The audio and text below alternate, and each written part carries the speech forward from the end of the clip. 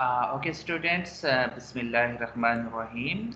Today we are going to start our next lecture that is basically related to heat exchangers.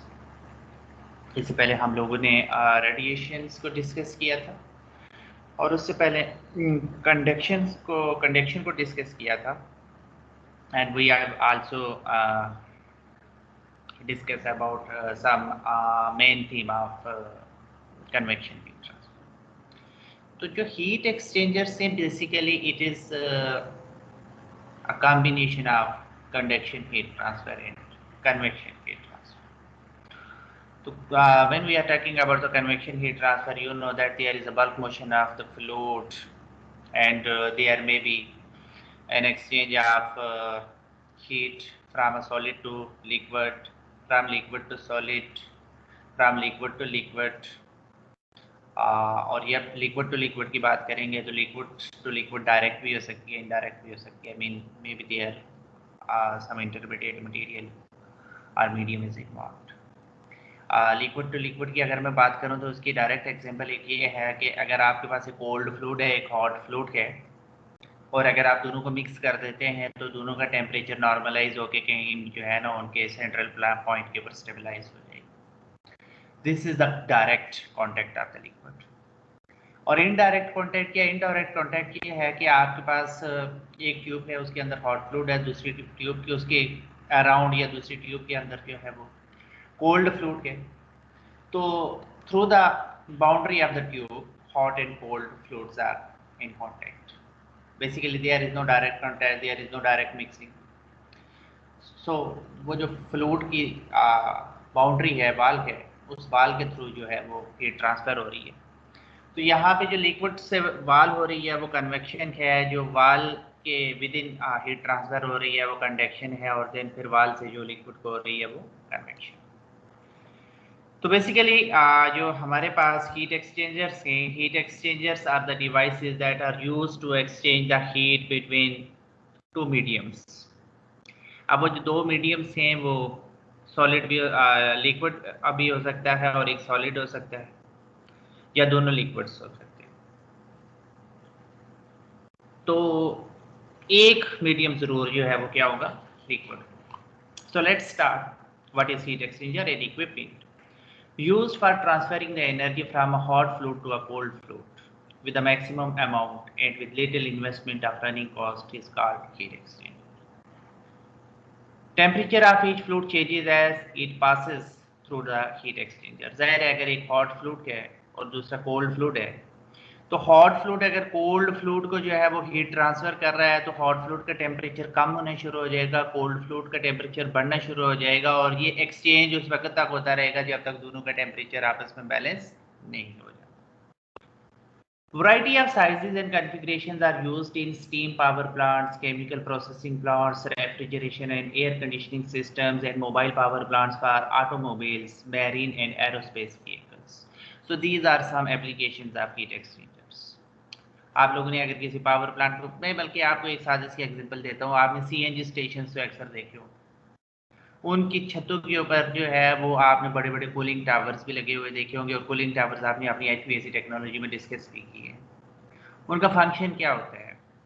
To cool the water that is used for cooling of the hot gases. वो जो जब compression का process हो रहा होता है, आप natural gas को कंप्रेस कर रहे होते हैं, तो जाहिर है दो चीज़ें हैं कि एक तो जो है ना आपके कंप्रेसर्स हीट अप हो रहे होते हैं, और दूसरी आपकी नेचुरल गैस हीट अप हो रही होती है. उसकी वजह से उसके ऊपर जो है वो आपको एनर्जी ज़्यादा कंज्यूम करनी पड़ती है, तो आप कंप्रेसर्स की भी कूलिंग कर रहे होते हैं और नेचुरल गैस की भी कूलिंग कर रहे होते हैं.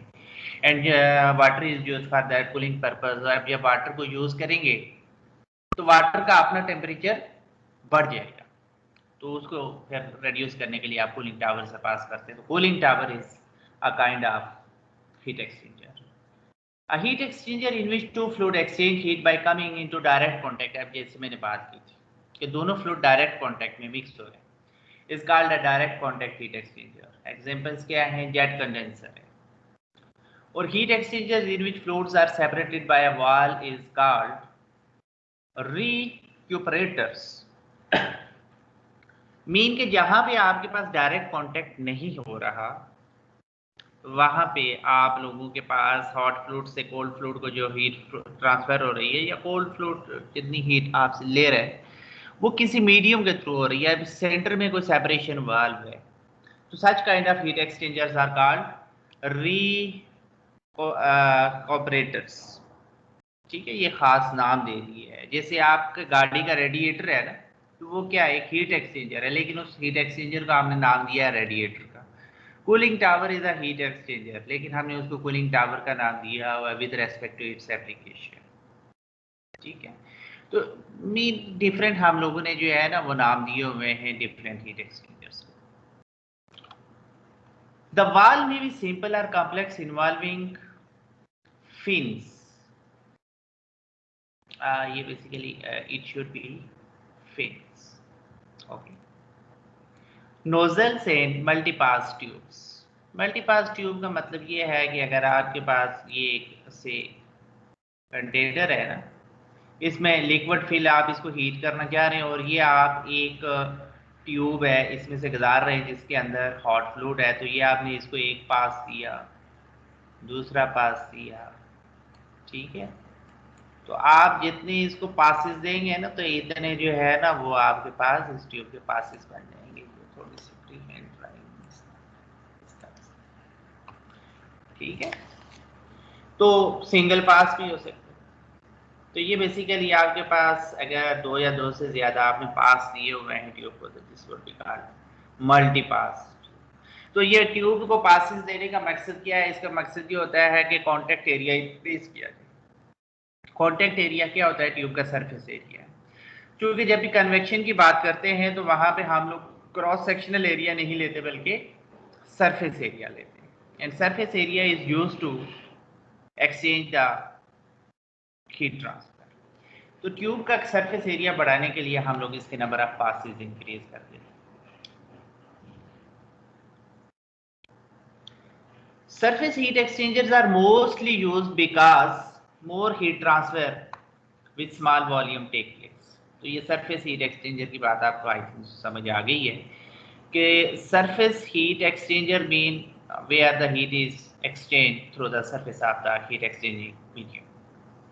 A periodic flow type of heat exchanger is called a regenerator. Periodic flow से मुराद ये है कि एक खास टाइम के बाद जो है ना उसमें से जो है वो फ्लूइड फ्लो कर रहा होता है। पीरियोडिक मीन जिस तरह वो पीरियड है ना कि आपके पास 1 मिनट के बाद अगर फ्लूइड ने पास करना है, फिर अगले मिनट में पास करना है। ठीक है, तो ये इसकी फ्रीक्वेंसी हो जाएगी, उससे हम लोग उसके पीरियड निकाल लेंगे, तो ये इसका पीरियोडिक फ्लो हो जाएगा। तो ये भी अब एक खास नाम दे दिया रीजनरेटर, यानी ये रीजनरेशन का। ठीक है, the heat exchanging process in a heat exchanger can be described by the principle of conduction, convection and radiation. अब ये देखें, मैंने ये बात की थी कि कंडक्शन और कन्वेक्शन मेन है, रेडिएशन भी कुछ हद तक इन्वॉल्व होती है, and evaporation and condensation. Evaporation और कंडेंसेशन का प्रोसेस भी हो सकता है। Evaporation and condensation is basically not heat exchange mode, but it is a process. और कंडक्शन, कन्वेक्शन और रेडिएशंस जो हैं, these are basically heat exchange modes. Okay, the design of exchangers includes thermal analysis, stress analysis, performance analysis and cost analysis. अब ये जो है ना आपका क्विज का क्वेश्चन बन गया। थर्मल एनालिसिस क्या होता है कि वो आप लोगों ने उसका जो है वो थर्मल परफॉर्मेंस चेक करनी कि कोई भी हीट एक्सचेंजर है वो कितनी हीट इफेक्टिवली जो है वो एक्सचेंज कर रहा है विद अदर मीडियम। फिर इसके अंदर थर्मल स्ट्रेसेस भी क्रिएट हो सकती हैं due to rise in temperature, तो उससे जो है वो मटेरियल में अगर कोई डिफॉर्मेशन हो सकती है तो उसको स्टडी करना है।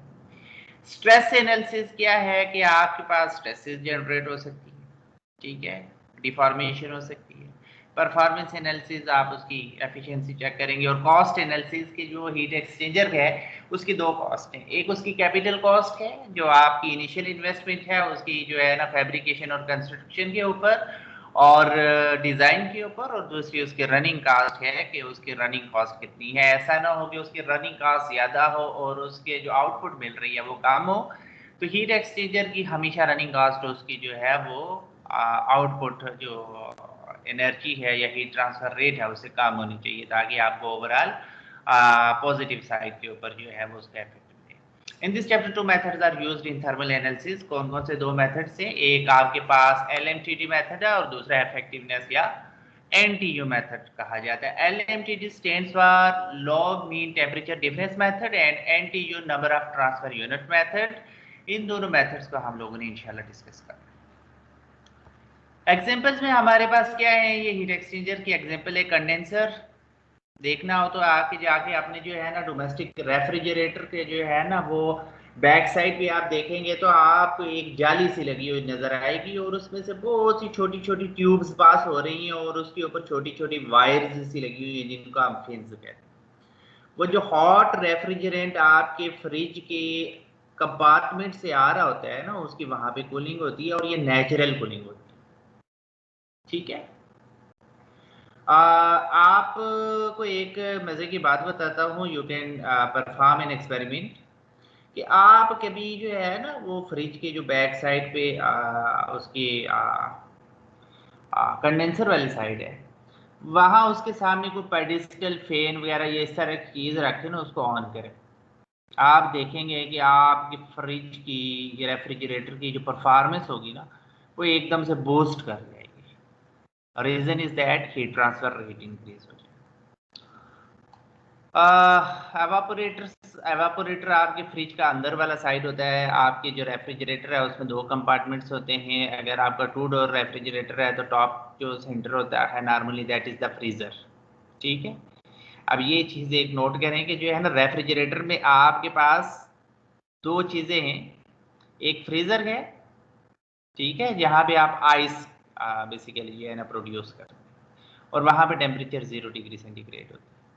और से नीचे वाला पोर्शन आपका रेफ्रिजरेटर है जो रेफ्रिजरेशन इफेक्ट क्रिएट कर रहा है, फ्रीजिंग नहीं कर रहा है, सिर्फ कूलिंग कर रहा है। Condenser and boiler in steam power plants. Condensers वहां पे भी ज़ाहिर होते हैं, कंडेंसेशन के लिए यूज होते हैं स्टीम की। और बॉयलर आपको पता है कि आप लोग क्या करते हैं। बॉयलर मैं आपको एक सादा सी एग्जांपल देता हूँ boiler, because when I give examples I take the examples from the real life. जो चीज़ें आपके पास घर में मौजूद, एक चीज़ें वो है आपने इंडस्ट्री में जाके देखना। Many of you may have seen the boiler as well. आपका जो प्रेशर कुकर है ना that is a boiler. Boiler का बेसिक फंक्शन क्या है? The main theme of the boiler is to create steam. और आपका प्रेशर कुकर क्या करता है? When you cook the food आप उसमें पानी डालते हैं। बेसिकली आप आर्टिफिशियली वहां पे एक इन्वायरमेंट क्रिएट कर रहे होते हैं ताकि आपके सिस्टम का टेम्परेचर बढ़ जाए और वहां पे आपकी जो है ना वो रिक्वायर टेम्परेचर अचीव हो जाए ताकि आप हाई टेम्परेचर के ऊपर कुकिंग कर सकें। लेकिन आप उसमें सिर्फ पानी डाल के उसको जो है ना वो बर्नर के ऊपर रख दें। थोड़ी देर बाद आप देखेंगे कि उसकी जो टॉप नोजल है ना वहां से स्टीम जो है ना निकलना शुरू, तो हाई प्रेशर स्टीम होगी and that is very hot. ठीक है। तो इसी तरह जो आपके पास स्टीम पावर प्लांट्स हैं वहां पे हम लोगों ने बॉयलर को यूज करना है और बॉयलर ने बड़े हाई प्रेशर के ऊपर स्टीम प्रोड्यूस करनी है जिसने एक टरबाइन को रन करना। कि इसी तरह डिफरेंट इंडस्ट्रियल प्रोसेसेस है जहाँ पे हमें स्टीम चाहिए होती है तो फिर वहाँ पे हम लोग क्या करते हैं, बॉयलर्स को यूज करते हैं। मिल्क चिलर्स हैं जो दूध को ठंडा करने के लिए यूज होते हैं। आप लोगों ने देखा होगा कि जो है ना जो हमारे पास डेयरी इंडस्ट्री है वहाँ पे जो है ना मिल्क चिलर्स यूज होते हैं क्योंकि उन्होंने दूध को स्टोर करना होता है। Automobile radiator, you know that आपका इंजन से जो वाटर आ रहा होता है उसको आप कूल करने के लिए रेडिएटर यूज करते हैं। और रीजनरेटर्स आपके पास, बेसिकली रीजनरेटर का काम क्या होता है कि जैसे आपके पास स्टीम है ना वो कूल हो गई है लेकिन उसके पास अभी बहुत ज्यादा अमाउंट में एनर्जी मौजूद है कि आप थोड़ी सी उसको एनर्जी दें तो वापस स्टीम में कन्वर्ट हो जाएगी, वो जो कंडेंसेट बना है। तो उसके लिए हम लोग रीजनरेशन का प्रोसेस यूज करते हैं। ठीक है। नॉर्मली होता ही है कि वो जो कंडेंसर के अंदर हमने स्टीम की कंडेंसेशन करनी होती है, ठीक है, उसी स्टीम को हम पहले रीजनरेटर से पास कर लेते हैं। इसी तरह इकोनोमाइजर्स हैं, जैसे बॉयलर से पहले इकोनोमाइजर लगा होता है, उसका काम भी क्या होता है, रीजनरेशन है, रीहीटिंग है। या प्री हीटिंग जिसे हम कहते हैं, कि वो जो कंडेंसर से स्टीम आ रही होती है उससे हम लोग क्या वो जो टरबाइन, अगर स्टीम टरबाइन पावर प्लांट की बात करें तो जो टरबाइन से स्टीम आ रही होती है वो स्टिल हाई टेम्परेचर के ऊपर होती है और हमने उसको कंडेंस करना होता है कंडेंसर में जाके। अब कंडेंसर में जाके उसे कंडेंस करेंगे तो वहां पे क्या होगा, ज़ाहिर स्टीम का टेम्परेचर कम होगा। उसको कंडेंसर में लेके जाने से पहले हम लोग उसको इकोनोमाइजर में से पास करते हैं जहां से वाटर गुजर के बॉयलर में जा रहा हो। बॉयलर में हम लोगों ने हीटिंग करनी होती है, स्टीम प्रोड्यूस करनी होती है। तो वो जो टरबाइन से जो हाई टेम्परेचर स्टीम आ रही होती है उससे हम लोग उस वाटर की प्री हीटिंग कर लेते हैं जिसको बॉयलर में भेज रहे होते हैं। दो फायदे होते हैं, एक तो स्टीम का टेम्परेचर ऑलरेडी पहले कम हो जाता है और कंडेंसर के अंदर हमें कम हीट रिजेक्ट करनी पड़ती है, उससे कम कंडेंसर का लोड कम हो जाता है। दूसरा, जो वाटर बॉयलर में जा रहा होता है उसकी प्री हीटिंग हो जाती है और बॉयलर के अंदर हमें हीट कम देनी पड़ती है जिसकी वजह से बॉयलर का लोड कम हो जाता है। तो इन दोनों का फंक्शन का फायदा क्या हुआ कि ओवरऑल आपके सिस्टम की जो है ना एफिशिएंसी क्या होगी, बढ़ जाएगी। अकॉर्डिंग टू अब ये हीट एक्सचेंजर्स की क्लासिफिकेशन है, एक क्या है कि according to heat exchanging process, according to direction of flow of fluid. According to heat exchanging process से क्या मुराद है कि डायरेक्ट कांटेक्ट है या इनडायरेक्ट कांटेक्ट है। According to direction of flow of fluid, flow of fluid से क्या मुराद है कि पैरेलल दोनों फ्लूइड्स फ्लो कर रहे हैं, काउंटर फ्लो है, एंटी पैरेलल जा रहे हैं, या क्रॉस फ्लो एक दूसरे से परपेंडिकुलरली पास हो। According to design and construction feature के हीट एक्सचेंजर का डिजाइन और कंस्ट्रक्शन फीचर्स क्या हैं। According to physical state of fluid, physical state से मुराद ये है कि क्या उस हीट एक्सचेंजर में जो लिक्विड है वो, या फ्लूइड है, जो फ्लूइड की बात करूंगा, फ्लूइड जो है वो लिक्विड स्टेट में है या गैसियस स्टेट में है। फ्लूइड की दो ही स्टेट्स हो सकती है, या लिक्विड हो सकता है या गैस हो सकता है। According to heat exchanging process again की फर्दर जो है वो क्लासिफिकेशन है। इसमें पहली चीज है direct open contact heat exchanger, यानी कि direct contact. Indirect contact heat exchanger में हमारे पास रीजनरेटर्स आ जाते हैं और रिक्यूपरेटर्स आ जाते हैं, इसको हम पीछे भी डिस्कस करेंगे। तो ये भी एमसीक्यूज टाइप सवाल बन सकते हैं, ये आपको पता होने चाहिए। डायरेक्ट कॉन्टैक्ट हीट एक्सचेंजर्स की अगर हम बात करें तो in this open heat exchanger heat exchange bye directly mixing of hot and cold fluid, जैसे मैंने आपको पहले बताया। एक गिलास में ठंडा पानी है, एक गिलास में गर्म पानी है, दोनों को मिक्स कर लें, ये डायरेक्ट हीट एक्सचेंज।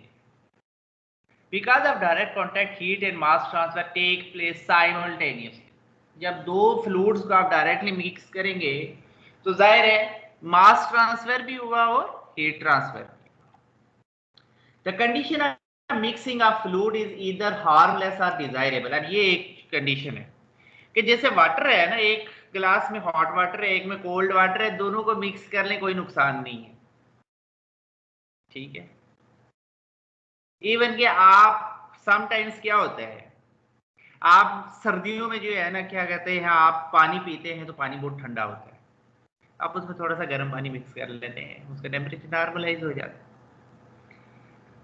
तो यहां पे कॉन्टेक्ट क्या है, डिजायरेबल है और हार्मलेस है, नुकसान कोई नहीं है।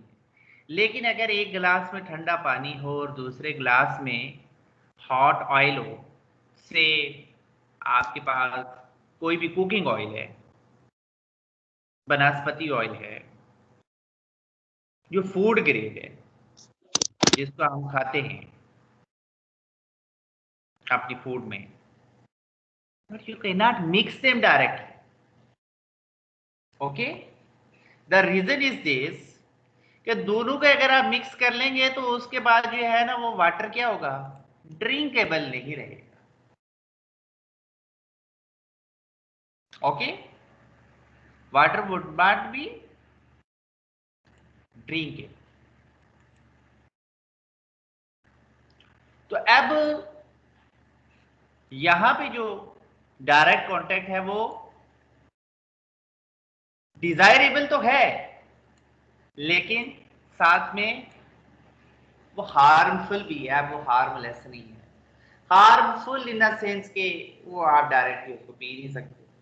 फूड ग्रेड मटेरियल हो तो आप पी भी लेके तो नुकसान कोई नहीं होगा, लेकिन अगर उसी जगह पे मैं कैरोसिन ऑयल को ले लूं, हॉट कैरोसिन ऑयल, तो उनको तो नहीं डायरेक्ट मिक्स कर सकते।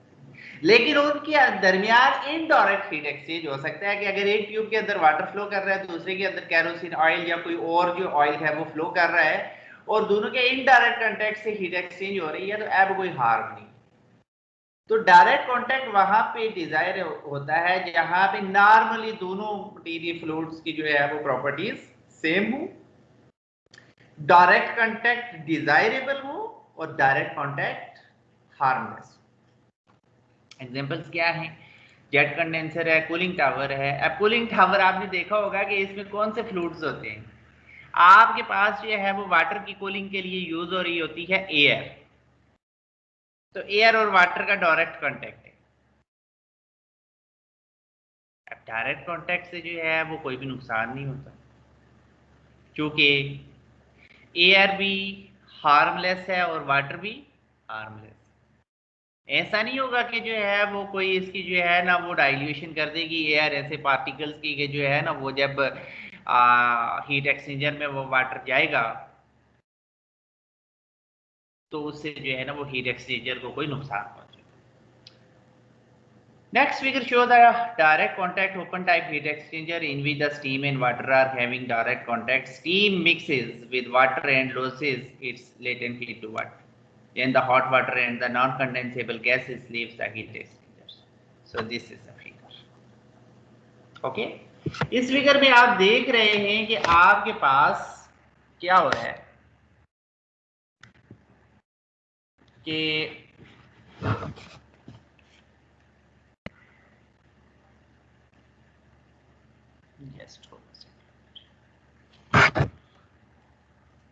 आपके पास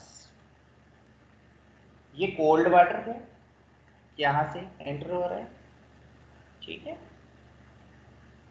और यहां से स्टीम एंटर, और दोनों की डायरेक्ट मिक्सिंग हो रही है। जो बबल्स आपको नजर आ रहे हैं ना, ये बेसिकली शो कर रहे हैं किसको? स्टीम को और बाकी वाटर। ये कंटेनर है, और अगर कोई नॉन कंडेंसेबल गैसेस हैं तो ये यहाँ से वापस क्या होंगी? बाहर निकल यहाँ से, और यहाँ से आपको क्या मिल रहा है? Hot water. तो अब स्टीम भी वाटर है और जो आपके पास लिक्विड है वो भी वाटर है, तो दोनों के डायरेक्ट कॉन्टेक्ट से कोई नुकसान नहीं। Indirect contact heat exchanger. In this type of heat exchanger, the heat transfer takes place between the fluids through a valve which separates the fluid. तो इसमें जस्ट ये कह लें कि ये एक ट्यूब है और ये दूसरी ट्यूब है, तो इसमें भी फ्लूइड फ्लो कर रहा है और इसमें भी फ्लूइड फ्लो कर रहा है, लेकिन दोनों का डायरेक्ट कांटेक्ट नहीं है। थ्रू दिस वाल जो है ना वो क्या करेंगे? हीट एक्सचेंज करेंगे, ठीक है। There is no direct contact between the fluids. It may be classified as regenerators and evaporators or surface heat exchangers. इनकी surface से basically regenerators क्या है? In this type, the hot and cold fluid flows alternatively through a space which contains the solid particles, provides a sink and source for the heat flow. Examples के IC engine and gas turbines हैं और air heaters in blast furnace. Okay,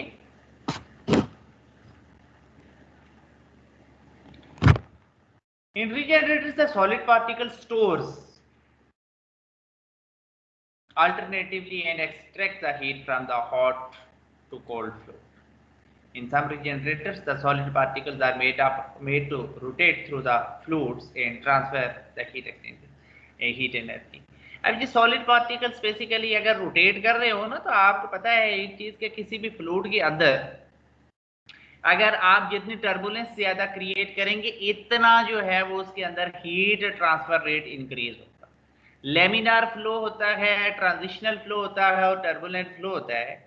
अब हम क्योंकि fluid की बात कर रहे हैं तो आगे इन फ्लोज को भी डिस्कस करेंगे। तो याद रखें लेमिनार फ्लो के अंदर हीट ट्रांसफर रेट सबसे कम है और टर्बुलेंट फ्लो के अंदर हीट ट्रांसफर रेट सबसे ज्यादा होता है। तो जितनी टर्बुलेंस होगी इतना ज्यादा हीट ट्रांसफर होगा। Performance of regenerator is accepted by capacity of regenerating material. Regeneration का मराद ये है कि कोई मटेरियल है उसने हीट स्टोर कर ली और देन उसको वापस रिलीज कर दी। ठीक है, तो आप पहले सिस्टम में हीट स्टोर कर लेते हैं और फिर उसको दोबारा ट्रांसफर कर लेते हैं जब उसकी जरूरत होती है। रेट ऑफ एब्जॉर्प्शन यानी कि हीट को एब्जॉर्ब किस रेट से कर रहे हैं और रिलीज किस रेट से कर रहे हैं।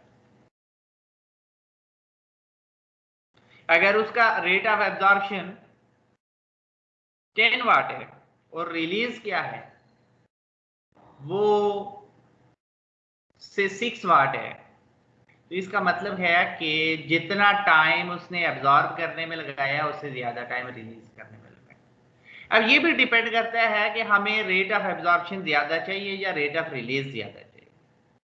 तो ये डिपेंड करता है काइंड ऑफ एप्लीकेशन के ऊपर और उसके मुताबिक फिर जो है ना वो हम उस मटेरियल को सिलेक्ट करते हैं। एडवांटेजेस क्या है? इजी कंस्ट्रक्शन है, मोर सरफेस एरिया ऑफ कॉन्टैक्ट है, मोर इकोनॉमिकल है, सूटेबल फॉर स्टेशनरी प्लांट्स है। डिसएडवांटेजेस क्या है? लेस हीट ट्रांसफर कोफिशिएंट है, लेस जनरेटिंग कैपेसिटी है, heavy and shooting problem. Shooting problem से मुराद ये है कि उसके अंदर आपके पास पार्टिकल्स वगैरह या इस तरह के स्टिक हो जाते हैं और उससे जो है ना वो आपके पास उसकी जो ओवरऑल एफिशिएंसी होती है वो रिड्यूस हो सकती है। According to relative direction of fluid, अब ये सेकंड टाइप आ गई है। इसमें आपके पास अगेन 3 सब टाइप्स हैं। पैरेलल फ्लो है, ये यूनिडायरेक्शनल है, काउंटर फ्लो है और क्रॉस फ्लो है। अब ये आप जरा देखें, ये आपके पास पैरेलल फ्लो हीट एक्सचेंजर है। ये सेंटर वाली ट्यूब है, इसमें से हॉट फ्लूइड फ्लो कर रहा है। ये TH1 हॉट फ्लूइड है और ये TH2 ये इसका इनलेट और एग्जिट टेम्परेचर है। और ये इधर से कोल्ड फ्लूइड एंटर हो रहा है। TC1 जो कोल्ड फ्लूइड का इनलेट टेम्परेचर है और TC2 कोल्ड फ्लूइड का आउटलेट टेम्परेचर है। तो दोनों फ्लूइड्स की जो डायरेक्शन है ना वो सेम है।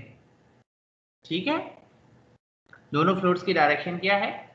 सेम है। और ये आप देख सकते हैं इसकी टेम्परेचर प्रोफाइल। ओके, अब इसमें क्या हो रहा, ये लेंथ है हीट एक्सचेंजर की और इधर ये कोल्ड फ्लूइड और हॉट फ्लूइड का टेम्परेचर है। अब जरा देखिएगा, हॉट फ्लूइड ने कोल्ड फ्लूइड को हीट ट्रांसफर करनी है, नोट कीजिएगा। तो क्या होगा, यहां पे कोल्ड फ्लूइड का टेम्परेचर इनलेट पे मिनिमम है और हॉट फ्लूइड का टेम्परेचर क्या है? मैक्सिमम है। जब हॉट फ्लूइड ने कोल्ड फ्लूइड को हीट ट्रांसफर करनी है तो उसका इफेक्ट क्या होगा कि आपके पास कोल्ड फ्लूइड का टेम्परेचर बढ़ना शुरू हो जाएगा, ये एग्जिट पे पहुंच गया, और हॉट फ्लूइड का टेम्परेचर कम होना शुरू हो जाएगा, ये एग्जिट पे पहुंच गया। तो आप देख रहे हैं कि शुरू के अंदर टेम्परेचर ग्रेडियंट बहुत ज्यादा था, तो यहाँ पे स्टार्ट के ऊपर तो हीट एक्सचेंज रेट बहुत ज्यादा होगा, लेकिन फिर आस्ता आस्ता जो है ना एंड तक जाते जाते ये टेम्परेचर ग्रेडियंट कम होना शुरू हो जाएगा और आपके पास हीट ट्रांसफर रेट भी जो है वो कम होना शुरू हो जाएगा। अब यहाँ से भी एक MCQ सवाल बन सकता है कि पैरेलल टू हीट एक्सचेंजर्स में जो है ना वो हीट ट्रांसफर रेट कौन से पॉइंट पे जो है वो सबसे ज्यादा होता है, एंट्री पे, सेंटर में या एग्जिट? तो वो आप इस फिगर से देख सकते हैं। जब भी पैरेलल फ्लो हीट एक्सचेंजर आप बनाएंगे ये फिगर उसके साथ जरूर बनाएं। Temperature difference between hot and cold fluid decreases at the inlet and outlet. It requires large area of heat transfer. It is rarely used. If the fluids are separated by wall, then it is called parallel flow recuperators, surface heat exchangers. Examples क्या है? Oil coolers हैं, oil heaters हैं और water heaters हैं। तो ये क्या है, बता ये रहे हैं कि ये ऑब्सलीट के ज्यादा यूज नहीं होते क्योंकि इनके अंदर हीट ट्रांसफर रेट जो है वो इनलेट पे ज्यादा होता है, एग्जिट पे जाते जाते कम हो जाता है, तो इतने ज्यादा एफिशिएंट नहीं। उसके मुकाबले में अगर हम काउंटर फ्लो हीट एक्सचेंजर देखें तो इसमें आप देख रहे हैं कि हॉट फ्लूइड यहां से एंटर हो रहा है और कोल्ड फ्लूइड यहां से एग्जिट हो रहा है। सॉरी, हॉट फ्लूइड यहां से एग्जिट हो रहा है और कोल्ड फ्लूइड जो है वो अपोजिट डायरेक्शन से इन हो रहा है। अब ये देखें डायरेक्शन अपोजिट है और ये यहां से एग्जिट हो रहा है। तो हॉट फ्लूइड और कोल्ड फ्लूइड की डायरेक्शन एंटी पैरेलल है, काउंटर फ्लो है। तो इस केस में क्या होगा, अब जरा हॉट फ्लूइड को देखें। हॉट फ्लूइड जब यहां से एंटर होगा तो उसका टेम्परेचर इनलेट के ऊपर सबसे ज्यादा होगा, और फिर जैसे जैसे वो आगे एग्जिट की तरफ मूव करेगा उसका टेम्परेचर कम होता जाएगा। और अगर कोल्ड फ्लूइड को देखें तो उसका टेम्परेचर इनलेट के ऊपर सबसे कम होगा, और जैसे जैसे वो आगे मूव करेगा उसका टेम्परेचर बढ़ता जाएगा। लेकिन इस लाइन में आप एक चीज देखें, एक इंटरेस्टिंग चीज देखें जो हम लोगों को पीछे नजर नहीं आई। वो क्या थी? वो ये है कि इसका इनलेट के ऊपर और एग्जिट के ऊपर आइडियल केसेस में जो टेम्परेचर ग्रेडियंट है दैट रिमेन्स कांस्टेंट। अब टेम्परेचर ग्रेडियंट के कांस्टेंट होने का मतलब ये है कि जो हीट ट्रांसफर रेट इनलेट पे है उतना ही एग्जिट तक रहेगा। तो यहाँ पे जो आपके पास एक सवाल बन जाता है कि which heat exchanger has constant heat transfer rate from inlet to exit? तो ये आपके पास parallel flow heat exchanger, counter flow heat exchanger. तो काउंटर फ्लो हीट एक्सचेंजर की परफॉर्मेंस जो है वो पैरेलल फ्लो हीट एक्सचेंजर के मुकाबले में ज्यादा हो। ठीक है। अच्छा, बात तो फिर अब देखिए मजे की चीज ये है कि why we have a parallel flow heat exchanger. बाद जगहों पे समटाइम्स एप्लीकेशन के लिहाज से हमारी मजबूरी ऐसी होती है कि शायद वहां पे हम काउंटर फ्लो यूज नहीं कर सकते, या अगर हमारे पास मतलब कोई फ्री में ऐसा हीट सोर्स अवेलेबल है जिसके ऊपर हमारी कोई इन्वेस्टमेंट नहीं हो रही है, तो वहां पे अगर हम पैरेलल फ्लो भी यूज कर लेंगे तो देयर इज नो प्रॉब्लम। इसकी मैं एक सादा सी एग्जांपल देता हूं कि सोलर लाइट है वो हमें फ्री में मिल रही है। अब सोलर लाइट अगर हम कोशिश तो करेंगे कि कोई ऐसा सिस्टम, अगर हम जैसे हीटिंग करना चाह रहे हैं, वाटर को हीट करना चाह रहे हैं, वाटर हीटर है, सोलर वाटर हीटर, तो जितना सोलर वाटर हीटर अच्छा होगा उससे उसकी परफॉर्मेंस अच्छी होगी, पानी जल्दी गर्म हो जाएगा, ज्यादा अमाउंट में गर्म होगा। लेकिन अगर उसकी हीटिंग कम भी हो रही है तो उसका हमें नुकसान कोई नहीं हो रहा है। रीजन इज दिस कि आपके पास आउटपुट पे ही कुछ आ रहा है ना, इनपुट पे तो आपके पास कुछ नहीं है। सोलर एनर्जी फ्री है। आप कॉस्ट एनालिसिस करेंगे, आप सिस्टम की परफॉर्मेंस निकालेंगे तो उसकी एफिशिएंसी एक अलग चीज है। लेकिन अगर आप उसकी रनिंग कास्ट निकालेंगे तो रनिंग कास्ट क्या है, सोलर से आप एनर्जी ले रहे हैं तो एनर्जी तो आपको मुफ्त में मिल रही है। तो उसका कॉस्ट एनालिसिस निकालेंगे तो वो हमेशा कौन सी साइड पे जाएगा, पॉजिटिव साइड पे जाएगा। तो जहां पे हमें free source of energy available होता है तो वहां पे हम एफिशिएंसी पे कंप्रोमाइज कर जाते हैं। एफिशिएंसी वहां पे ज्यादा मैटर करती है जब आप किसी सोर्स ऐसे सोर्स से एनर्जी दे रहे हो जिसपे आपकी इन्वेस्टमेंट आ रही है। Two fluids travels in opposite direction. Both fluids enter in opposite directions. Rate of heat transfer is more. A given area, the temperature difference between fluids remains more or less constant. तो इसका मतलब ये है कि तकरीबन constant ही होता है। अब इससे जो अगले दर्जे का जो है ना, या अगले स्टेज का हमारे पास जो है वो हीट एक्सचेंजर है, जो हम कहते हैं कि मोस्ट इफेक्टिव हीट एक्सचेंजर है, that is the cross flow heat exchanger. इसमें क्या है कि हॉट फ्लूइड ये आपके पास ट्यूब्स में से पास हो रहा है, यहां से एंटर हो रहे हैं और यहां से एग्जिट हो रहे हैं। और जो कोल्ड फ्लूइड है ना वो इसके अक्रॉस मूव कर रहा है, ये इस तरह से है, ये जा रहा है और ये जा रहा है ऐसे।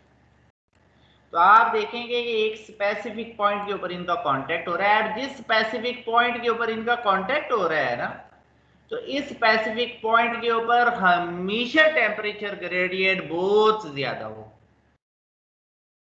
क्योंकि पैरेलल फ्लो है, काउंटर फ्लो है, उसमें फ्लूइड्स दोनों साथ साथ मूव करते हैं, तो मोर और लेस उनके टेम्परेचर में कुछ ना कुछ चेंज आती है।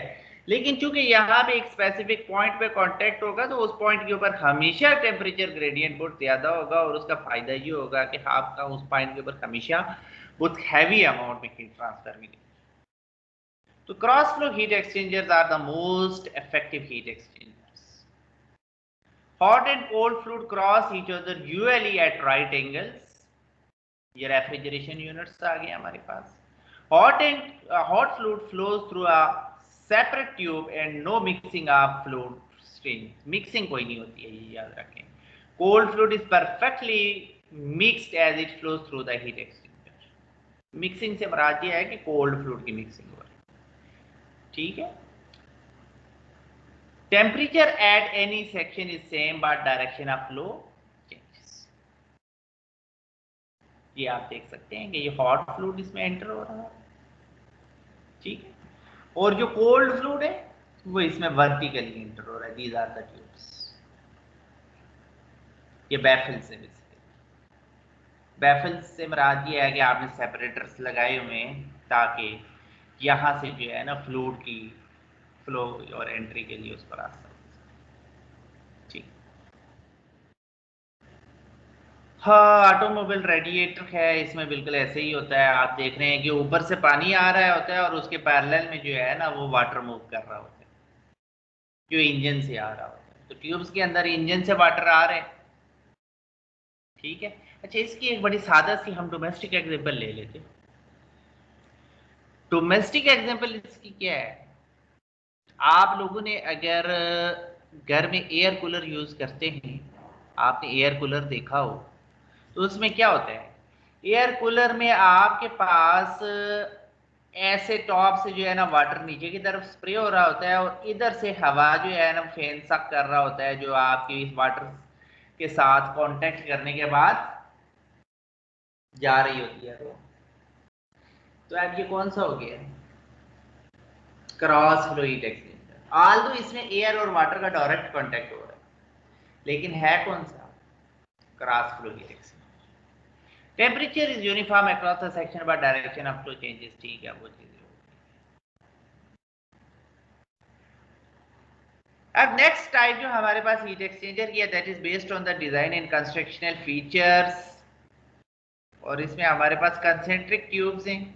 कंसेंट्रिक ट्यूब का मतलब है कि एक ट्यूब के अंदर दूसरी ट्यूब है, इस तरह से। ये एक ट्यूब है और इसके अंदर आपकी दूसरी ट्यूब है। तो एक ट्यूब के अंदर कोल्ड फ्लूइड होगा और दूसरी ट्यूब के अंदर हॉट फ्लूइड होगा, और इनके जो सेंटर ऑफ एक्सिस हैं वो क्या है? सेम है।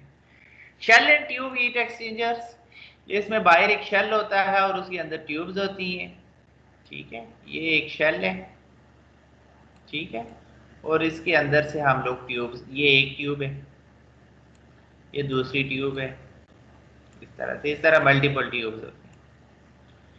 तो ट्यूब्स के अंदर आपके पास कोल्ड वाटर हॉट वाटर हो सकता है, और शेल के अंदर आपके पास कोल्ड वाटर हो सकता है, जिससे हम लोगों ने बेसिकली हीट ट्रांसफर करनी है, यहाँ से आगे कोल्ड फ्लूइड पे heat transfer. Multiple shell and tube passes. अब इसमें ये होता है कि ये जैसे जो है ना सिंगल ट्यूब लगी हुई है ना, अगर इसी ट्यूब का हम थोड़े से बेंड्स दे दें इस तरह से, अगर हम ये ट्यूब जा रही है इस तरह से, इस तरह से, ये मल्टीपास जो है वो ट्यूब है। तो इसी तरह ये एक शेल है ना, इस तरह के मल्टीपल शेल्स भी हो सकते हैं। Compact heat exchangers are those heat exchanger जिसमें जो ट्यूब्स होती है ना, इनका डायमीटर बहुत कम होता है, मतलब मिलीमीटर या माइक्रोमीटर में होता है। उनको कॉम्पैक्ट हीट एक्सचेंजर्स कहते हैं, और ये वहां पे यूज होते हैं बहुत, मतलब हाईटेक डिवाइसेस में, इलेक्ट्रॉनिक कूलिंग वगैरह भी use.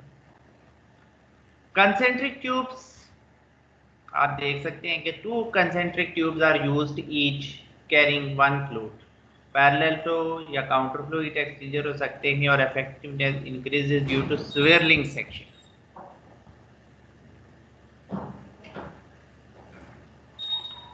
Just hold a second please.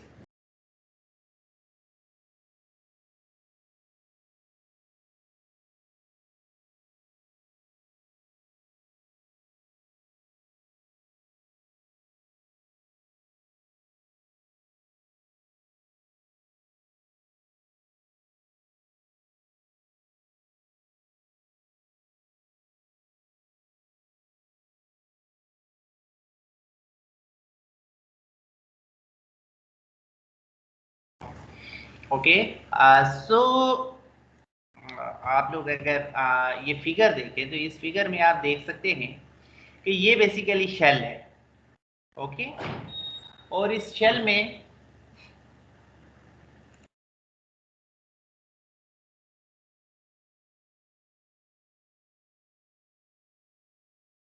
so in this shell you can see कि आपके पास यहां से हॉट फ्लूइड एंटर हो रहा है। अब जरा गौर कीजिएगा, यहां से हॉट फ्लूइड आ रहा है ये बेसिकली जो है ना आपके पास ये डायरेक्शन इधर है। ये थोड़ा सा शायद एरोज यहाँ पे गलत लग गए, इसको आप करेक्ट कर दीजिए।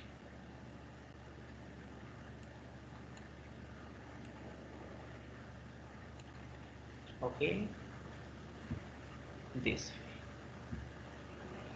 ये फ्लूइड इधर एंटर हो जाए। अब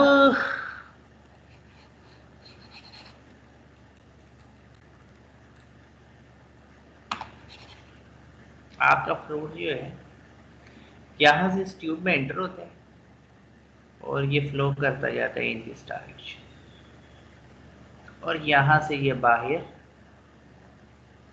एग्जिट होता है। ठीक है, यहां से ये बाहर क्या हो रहा है, एग्जिट हो रहा है दिस वे। अब यहां से ये फ्लूइड एंटर होता है इन दो ट्यूब्स के अंदर।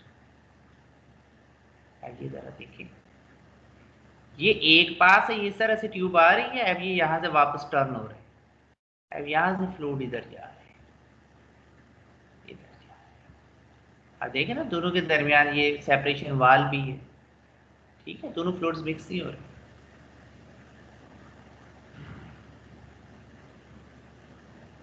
ठीक है, तो आपके पास बेसिकली ये जो हॉट फ्लूइड है यहां से फिर एग्जिट हो जाए, तो ये इसका इनलेट है और ये इसका एग्जिट। अब कोल्ड फ्लूइड को देखें, कोल्ड फ्लूइड यहां से एंटर हो रहा है शेल के अंदर। अब ये शेल के अंदर ये बैफल्स लगी हुई है। बैफल्स इसलिए होती हैं ताकि स्विरलिंग एक्शन क्रिएट हो। तो ये ऐसे यहां से फ्लूइड एंटर होगा, ये यहां से इधर आएगा, इधर आएगा। अब स्विरलिंग एक्शन से टर्बुलेंस क्रिएट होती है। मैंने पहले बात की है कि टर्बुलेंस क्रिएट होगी तो उससे क्या होगा, आपके पास हीट ट्रांसफर रेट बढ़ेगा। तो ये यहां से फ्लूइड जो है वो क्या होता है, तो this is shell and tube heat exchanger. अब इसमें वन शेल है, टू ट्यूब पासेस है। एक ट्यूब इधर है और इधर से फिर ये इधर। ठीक, वन टू, ये भी आपके पास shell and tube heat exchanger same आप देख सकते हैं। इस तरह से जा रहे हैं, ये इसमें हॉट फ्लूइड है और यहाँ ये हॉट फ्लूइड एग्जिट हो गया है, और यहाँ पे अब ये इनलेट अपोजिट साइड पे, यहाँ से इन हो रहा है और यहाँ से एग्जिट हो रहा है। पिछले केस में कहा क्या था, इधर से इन हो रहा था, इधर से एग्जिट हो रहा था। सेम साइड इन, same side exit. Same side से मुराद है एक ही साइड से। यहाँ पे अपोजिट साइडों से, अपोजिट साइड से दोनों केसेस में कि इधर से इन हो रहा है तो इधर से नहीं एग्जिट हो रहा है बल्कि इस साइड से एग्जिट हो रहा है। तो this is a similar kind of thing. Multiple shell and tube heat exchanger for enhancing the overall heat transfer reroute the fluid through the tubes in opposite direction। अब इस केस में देखें कि आपके पास क्या है कि मल्टीपल शेल्स हैं और मल्टीपल ट्यूब पासेस हैं। अब ये आपके पास इसकी फिगर है, इसमें आप देखें कि आपके पास ये ट्यूब फ्लो है, ये ट्यूब है, यहां से फ्लूइड फ्लो कर रहा है, ये शेल है इसका। ये क्या है, इसका शेल है। टोटल इसका क्या है, शेल है। ये शेल बना और ये शेल के अंदर बैफल से लगी है। अब यहां से फ्लूइड एंटर हो रहा है, नोट कीजिएगा, गौर कीजिएगा, फ्लूइड यहां से एंटर हो रहा है, ऐसे किया, ये हॉट फ्लूइड ऐसे, ये ट्यूब को पास मिल गया, फिर ये ट्यूब शेल से बाहर आ गई, फिर ये यहां से अंदर, फिर पास थी और यहां से बाहर। तो ये शेल की एक साइड है, ये शेल की दूसरी साइड है, तो ये मल्टी शेल बन गई। और आपके पास क्या है, ये मल्टी ट्यूब पासिस बन गई है, ये ट्यूब जा रही है ना, तो आपके पास ये 2 शेल और आपके पास जो है वो ट्यूब के जो है वो मल्टीपल पासिस। ठीक, यहाँ पे एक पास दे दिया और यहाँ पे एक पास दे दिया, तो जो शेल में फ्लो है वो इस तरह से फ्लो कर रहा है।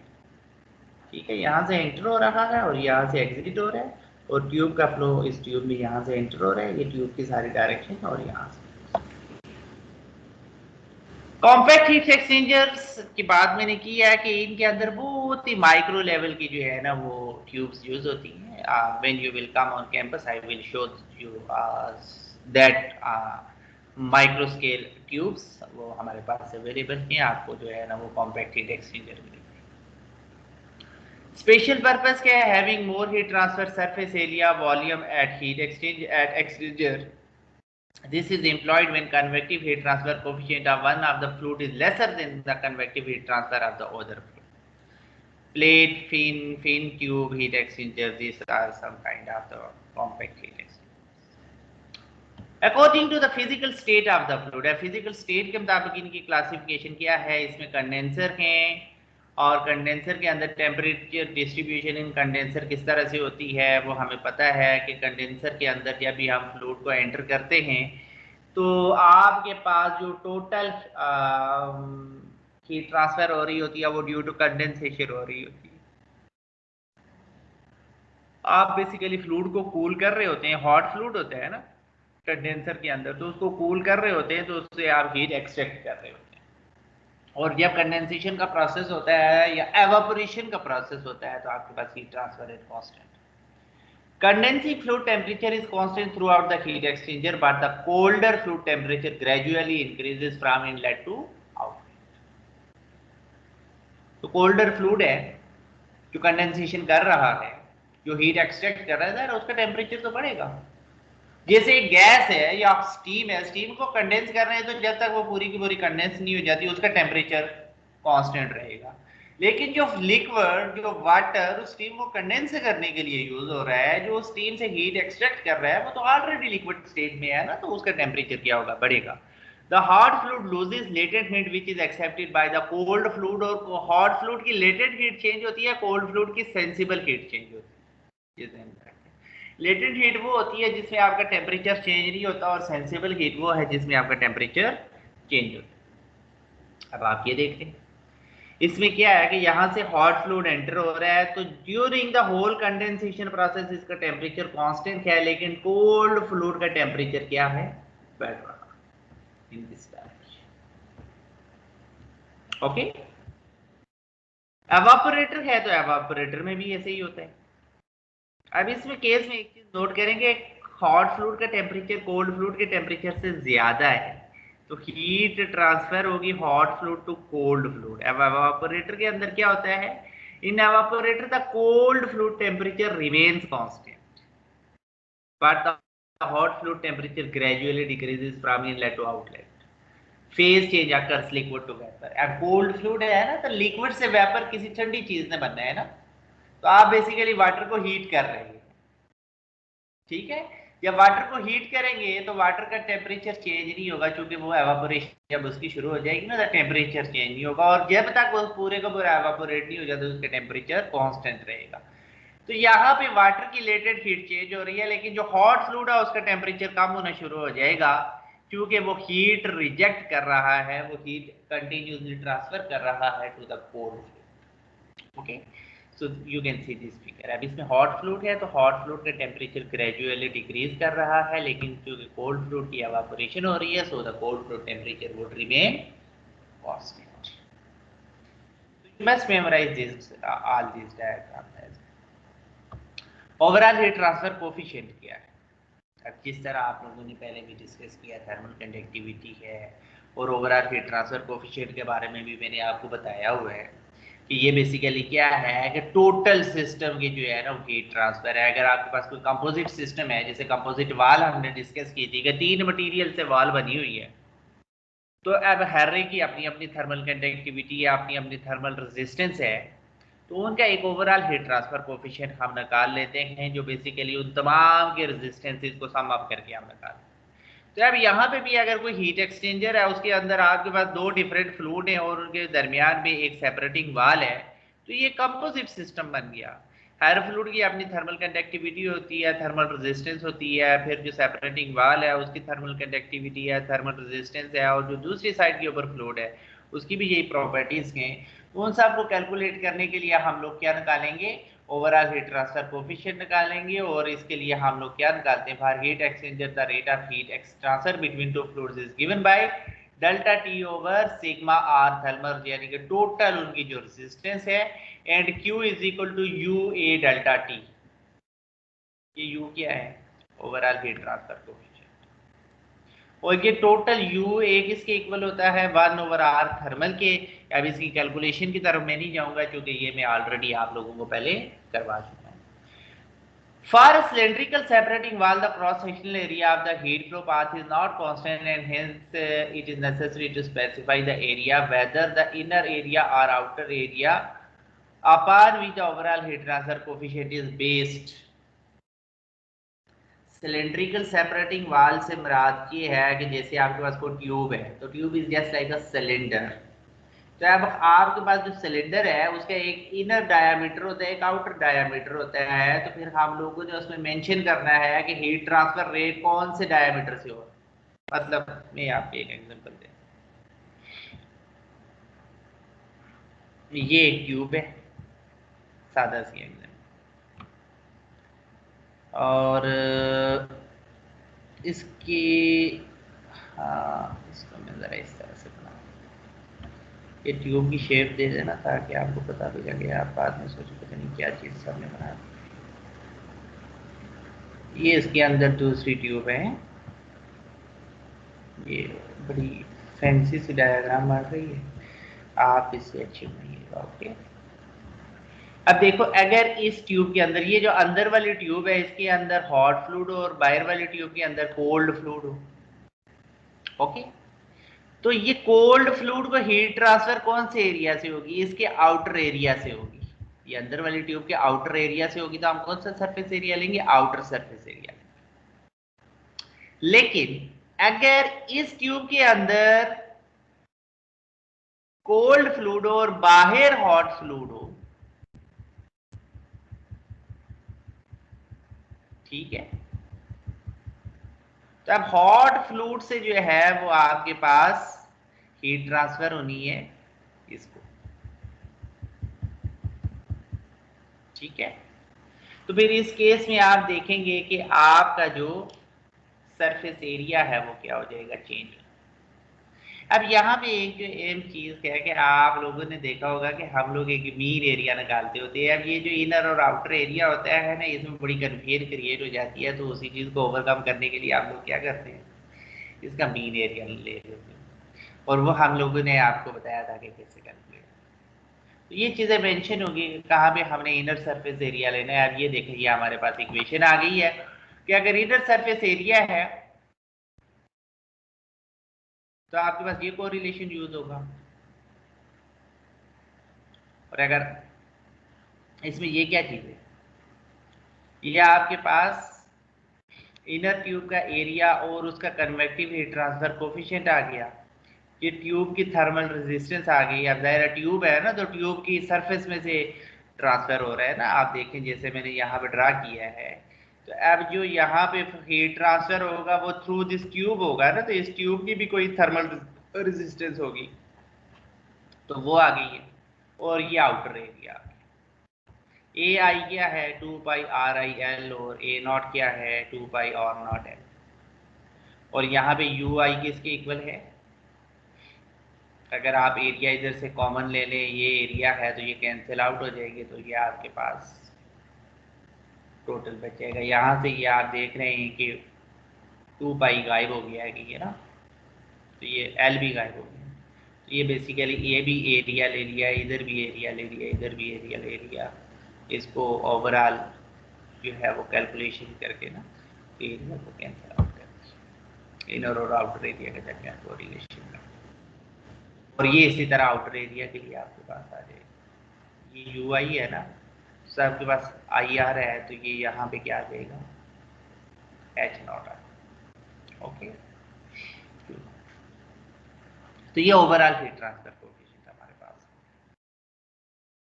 Approximate values of overall heat transfer coefficient, अब ये आपके पास देखें, आपने शायद एचपीएससी टेक्नोलॉजी में भी पढ़ा है, ये ब्रिटिश यूनिट्स हैं, ये एसआई यूनिट्स हैं। अब ये ब्रिक एक्सटीरियर वाल है, प्लास्टर है, इंटीरियर है, अनइंसुलेटेड है, frame exterior, plate glass window, double plate glass Windows, steam condenser, feed water heater and so तो उनकी जो है ना ओवरऑल हीट ट्रांसफर कोफिशिएंट की जेनेरिक वैल्यूज दी हुई है। अब ये देखिए यहाँ पे कुछ रेंजेस भी मेंशन की हुई है, केवल 100 to 5600। तो डिपेंडिंग अपॉन द मटेरियल के, स्टीम कंडेंसर है, उसका सरफेस एरिया क्या है, मटेरियल क्या है, वगैरह वगैरह वगैरह। अच्छा, ये भी एक चीज है कि यहाँ से हम गाइडलाइंस भी लेते हैं कि ओवर यू की वैल्यू इस रेंज के अंदर अंदर होनी चाहिए, इससे बाहर नहीं होनी चाहिए, ना इससे कम हो ना इससे ज्यादा हो। तो ये रेंजेस भी दी हुई है और कुछ ये स्टैंडर्ड वैल्यूज दी हुई हैं, इनको याद रखने की आपको जरूरत नहीं है, लेकिन ये चार्ट्स आपके पास होने चाहिए when you will solve the numerical problems. तो इन चार्ट्स को आप लोगों ने यूज करना है, ठीक है। The above equations are valid only for clean surfaces, but during normal operation the tube surface gets covered by deposits of ash, soot, dirt, scale, etc. Formation of rust and deposit of the fluid impurities is called fouling. आपको पता है ना, fluid है, उसके अंदर कोई solid particle, salt, इस तरह की चीजें होती हैं, वहाँ ट्यूब की सरफेस के ऊपर स्टिक करती रहती है, और उससे क्या नुकसान होता है कि सरफेस एरिया कम होता जाता है और हीट एक्सचेंजर के अंदर प्रेशर ड्रॉप बढ़ जाता है और हीट ट्रांसफर रेट कम हो जाता है। Due to this, heat transfer rate reduces since the thickness and thermal conductivity of the scale deposits are difficult to ascertain. The equivalent scale heat transfer coefficient is specific to consider the effect of scale on the heat transfer. If HSI and HS0 denotes the heat transfer coefficient for the scale formed on the inside and outside surfaces, then the thermal resistance due to scale formation on the inside and outside surfaces this. ये thermal resistance due to scale formation आ गई है हमारे पास inside surface के ऊपर और outside surface के ऊपर। और जाहिर सी बात स्केलिंग हो रही है, अगर कोई आपके पास सॉलिड पार्टिकल स्टिक कर रहे हैं तो वो भी वहां पर रेजिस्टेंस ऑफर कर रहे हैं, तो उसको फिर हम ओवरऑल हीट ट्रांसफर कोएफिशिएंट की वैल्यू में ऐड कर देंगे। तो ये आपके पास बेसिकली वो चीज आ गई है उसके अंदर, इस चीज को ऐड कर HSI और ये आपके पास यहाँ पे ठीक है, ये यू आई और यू नॉट।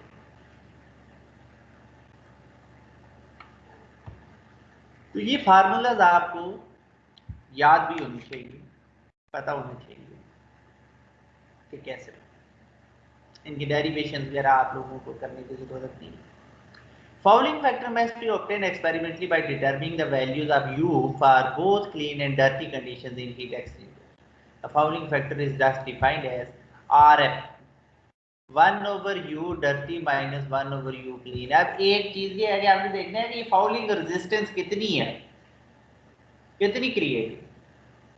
तो एक है कि जब हीट एक्सचेंजर बिल्कुल नीट एंड क्लीन था उस वक्त उसका जो है ना वो रेजिस्टेंस कैलकुलेट कर ली है, और एक दफा जब उसमें फाउलिंग हो गई है, डर्ट पार्टिकल लग गए उसके अंदर, स्टिक हो गए, उस वक्त की नहीं, दोनों का डिफरेंस ले लें तो आपके पास फाउलिंग फैक्टर आ जाए। The reciprocal scale of the heat transfer coefficient is called fouling factor RF. Some critical values of RF are given to you. ये अब सी वाटर है, ट्रीटेड बॉयलर वाटर है, क्विंचिंग ऑयल है, अल्कोहल्स है, उनके लिए आपके पास फॉलिंग फैक्टर की जो है ना कुछ स्टैंडर्ड वैल्यूज दी हुई है, ये भी आपको पता होनी चाहिए, इनको याद करने की जरूरत नहीं।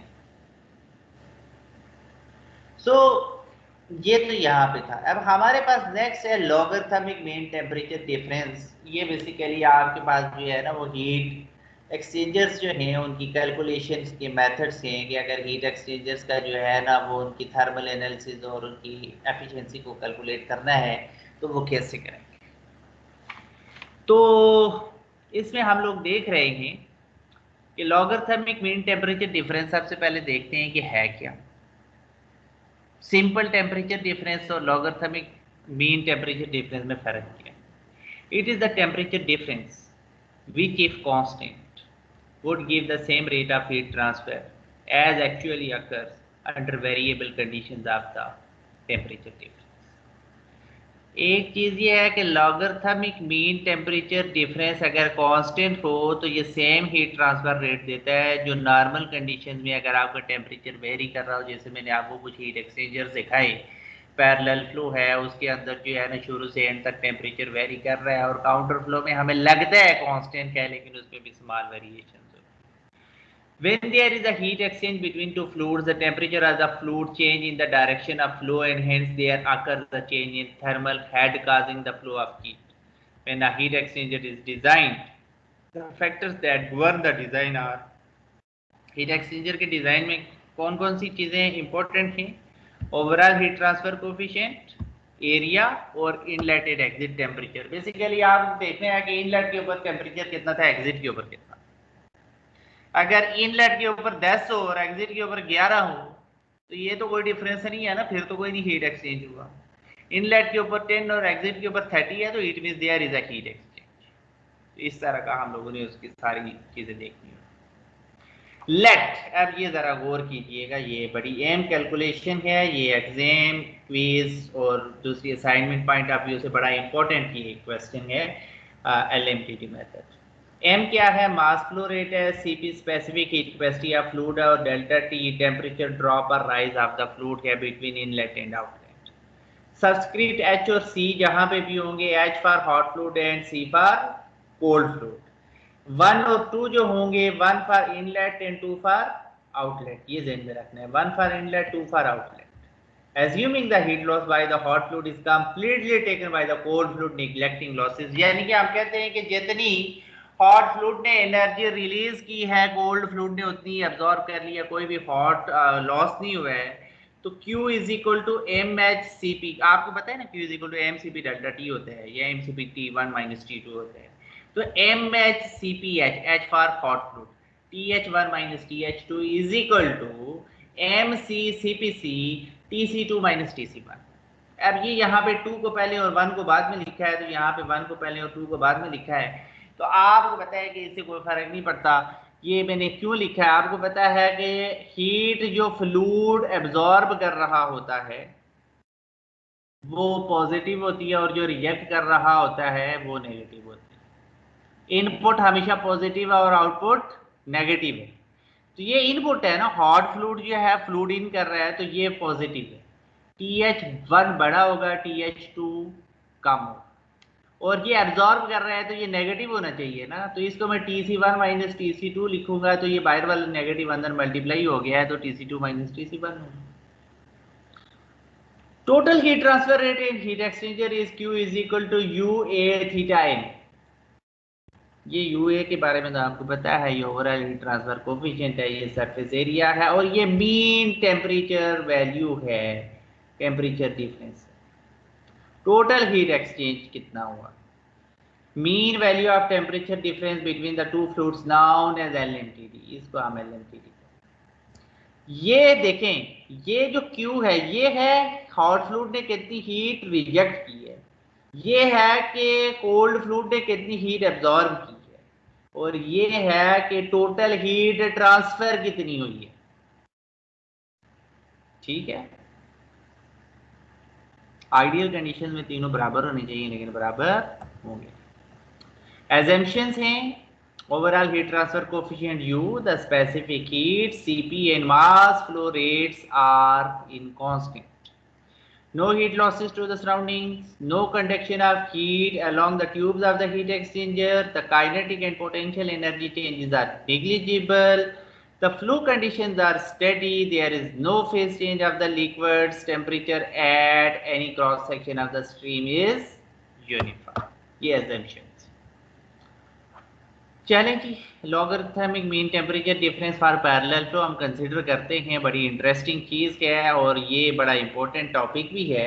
अब ज़रा गौर कीजिएगा, यहाँ से आपके पास फ्लूइड एंटर हो रहा है, कोल्ड फ्लूइड, और ये यहाँ से एग्जिट हो रहा है, ये शेल टाइप है, तो ये ट्यूब जो है ना, इस ट्यूब के चारों तरफ फ्लूइड है। ठीक है।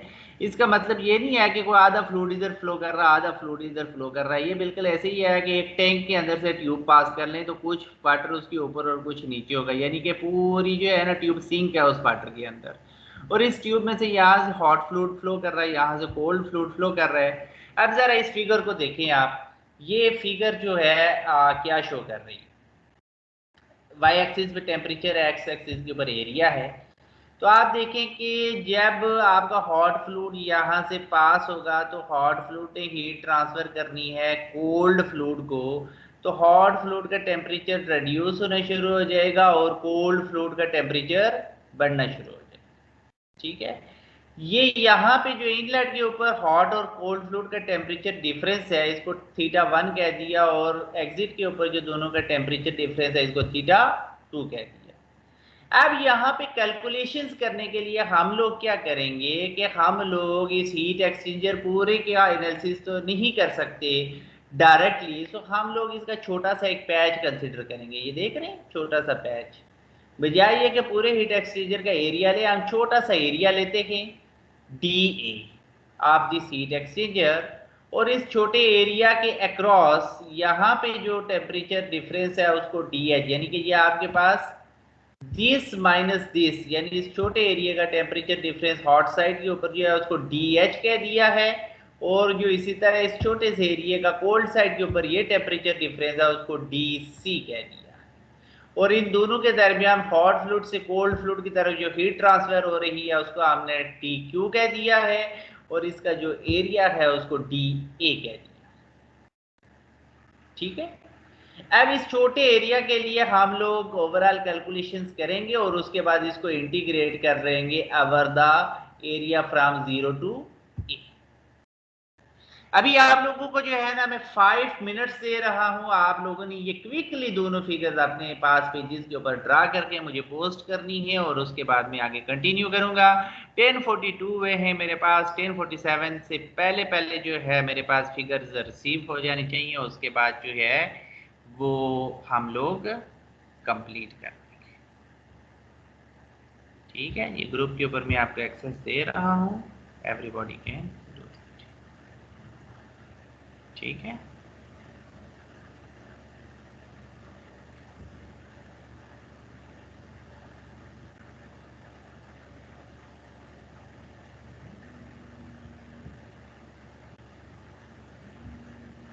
Your time starts now. ये access already open है, you can do that. Okay जी, आप स्टार्ट करें, मैं 5 मिनट आपको 5 मिनट में आप पोस्ट कर दें दोनों फिगर्स।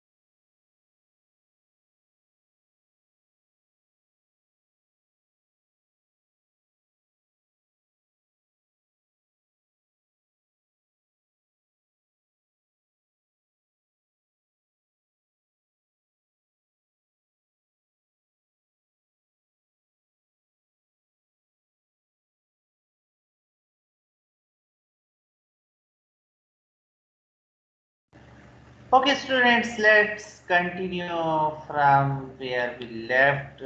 So ये फिगर आपके पास अवेलेबल है. I am moving to next slide और वहाँ पे इस हवाले से कुछ कैलकुलेशंस हैं. आपने उसको उस पिक्चर के साथ को रिलेट करना है जो आपके पास available.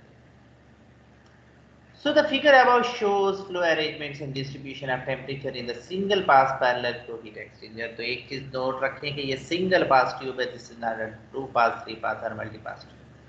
Consider an elementary area dA of the heat exchanger. The rate of flow of heat through this elementary area is given by. तो हम लोगों ने सिर्फ ये एलिमेंटल एरिया कंसिडर किया है. This one area. इस एरिया से हीट ट्रांसफर रेट कैलकुलेट कर लेंगे और बाद में उसको इंटीग्रेट करेंगे. dq is equal to u dA th minus tc. ये हीट ट्रांसफर हो रहा है. ये जो dh है ना,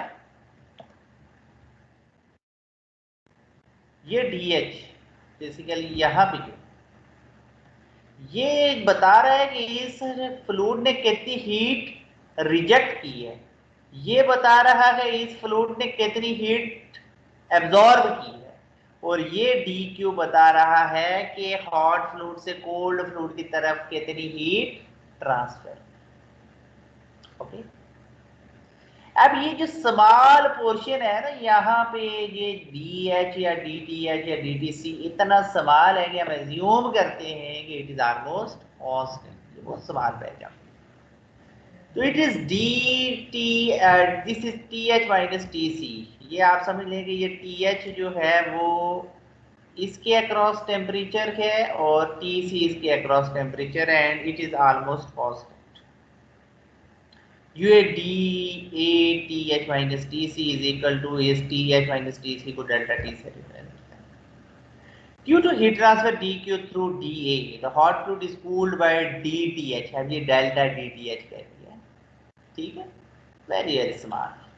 इतनी उसकी कूलिंग हो गई है यानी उसने हीट रिजेक्ट की है and the cold fluid is heated by delta T. So hence dq is equal to minus. अब ये जितनी ये हीट ट्रांसफर हुई है, नोट करें, ये उसने हीट रिजेक्ट की है.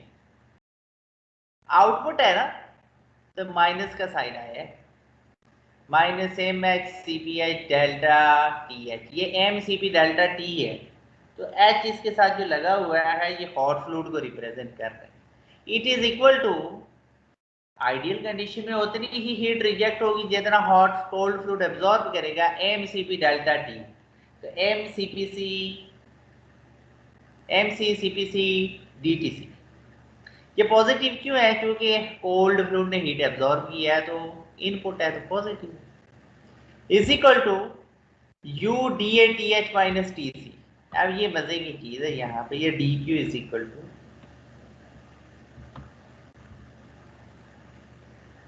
जितनी हॉट फ्लूइड ने हीट रिजेक्ट की है उतनी ही कोल्ड फ्लूइड ने एब्जॉर्ब की है और उतनी ही हॉट फ्लूइड से कोल्ड फ्लूइड की तरफ ट्रांसफर.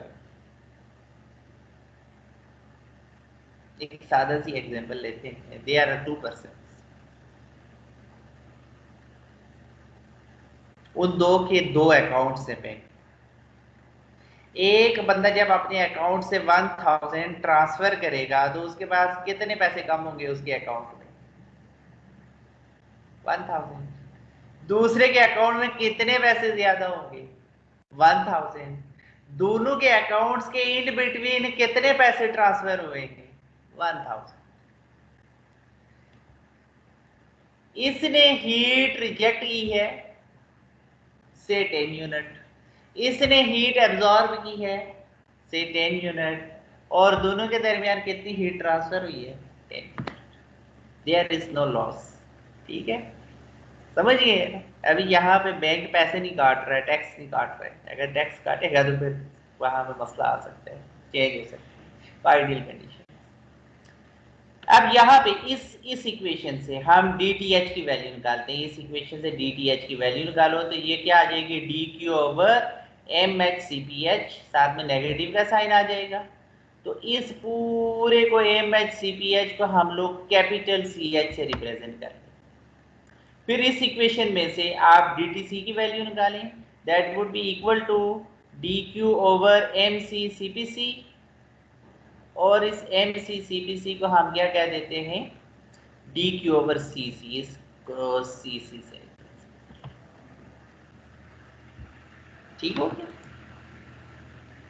अब आगे ये CH इसके इक्वल है, ये बता दिया। Heat capacity of hot fluid, heat capacity of cold fluid, specific heat capacity आपको पता है, this is the property of the material के यूनिट डिग्री टेम्परेचर राइज के लिए जो है वो कितना जो है वो हीट उसको चाहिए होगी। स्पेसिफिक हीट कैपेसिटी जितनी ज़्यादा होगी, इतना ज़्यादा एनर्जी अब्जॉर्ब करने के बाद जो है या रिजेक्ट करने के बाद उसकी 1 डिग्री का टेम्परेचर का चेंज है। जैसे वाटर की CP 4.18 है ना और एयर की 1.005 है, तो इसका मतलब है कि अगर 4 यूनिट हीट वाटर एब्जॉर्ब करेगा तो उसका टेम्परेचर 1 डिग्री पड़ेगा, और अगर 4 यूनिट एनर्जी एयर एब्जॉर्ब करे तो उसका टेम्परेचर कितना पड़ेगा, उसका 4 डिग्री पड़ेगा। ठीक है, ये जो दोनों टेम्परेचर है ना, ये जो DTH और DTC, इन दोनों की वैल्यूज निकालिए, इन दोनों का डिफरेंस ले लें, इन दोनों का क्या लेंगे, डिफरेंस। तो ये आपके पास आ गया। अब इस डिफरेंस को हमने किससे रिप्रेजेंट कर लिया, डी थीटा से रिप्रेजेंट कर लिया, और थीटा किसके इक्वल है, TH माइनस TC के इक्वल है, पीछे हमने डिफाइन भी किया हुआ है। तो डी थीटा होगा तो DTH माइनस DTC आ जाएगा। तो substituting the value of DQ, ठीक है। अब यहाँ पे आपके पास DQ की वैल्यू पीछे आपने कैलकुलेट की हुई है, वो किसके इक्वल है, UDATH माइनस TC। ये मैं आपको DQ की वैल्यू दिखाता हूँ कहाँ पे कैलकुलेट, ये DQ की जगह हम लोग ये वैल्यू, ठीक, ये वैल्यू पुट कर ली, बाकी पैरामीटर सेम आ गए, इसकी जगह पे थीटा लिख लिया, बाकी पैरामीटर सेम है। सेपरेशन ऑफ वेरिएबल्स, थीटा को इस साइड पे शिफ्ट कर लें, बाकी पैरामीटर एज इट इज रहेंगे। अब ये आपके पास टेम्परेचर को शो कर रहे हैं। अब इसको इंटीग्रेट करें 1 to 2, 1 क्या है, इनलेट है, और 2 क्या है, आउटलेट। तो 1 to 2 इसको इंटीग्रेट करें तो आप इधर क्या होगा, इधर एरिया है ना, एरिया वेरिएबल है, बाकी सारी चीजें तो कांस्टेंट है। इसको 0 से A करेंगे, टेम्परेचर इनलेट टू आउटलेट और एरिया 0 to A। तो ये क्या आ जाएगा, natural log of theta 2 over theta 1 is equal to minus UA, ये और ये कैंसिल हो जाएंगे, 1 over CH plus 1 over C।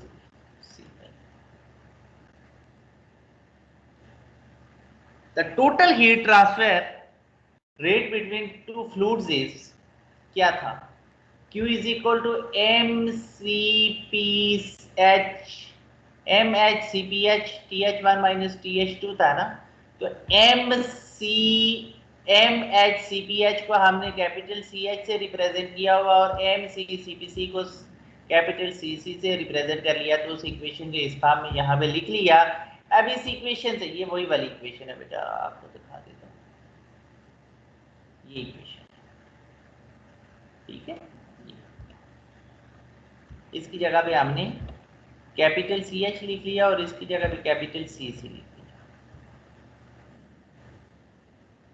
अब यहाँ से आप 1 ओवर CH की वैल्यू इस इक्वेशन से निकाल लें, TH1 minus TH2 over Q आ जाएगा, और यहाँ से 1 ओवर CC की वैल्यू निकाल लें, ये TC2 minus TC1 over Q आ जाएगा। 1 ओवर CH और 1 ओवर CC की वैल्यूज को इस इक्वेशन में पुट कर लें, U minus UA into 1 over CH की जगह CH की वैल्यू और 1 ओवर CC की जगह 1 ओवर CC की वैल्यू पुट कर लें, तो आपके पास ये इक्वेशन बन गई।